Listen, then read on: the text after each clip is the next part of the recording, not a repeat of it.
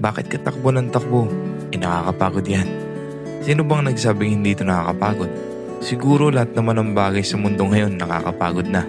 Ang importante, yung pinagpapaguran mo, beneficial para sa'yo.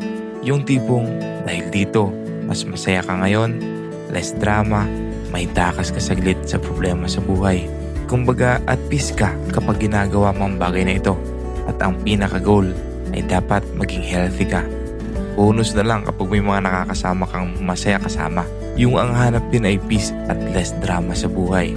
Focus sa positivity, kaysa naman pag-usapan ng iba. Kaya siguro dumarami na din ang tumatakbo. Hindi lang para maging healthy physically, pati na rin mentally. Kasi nakakuha silang paraan para matakasan saglit ang maingay na mundo. Kaya kung marami kang iniisip at pakiramdam mo ay wala nang solusyon sa problema mo, tara, takbo, makakapagmuni-muni ka at malay mo, nandito ang sagot sa mga tanong mo.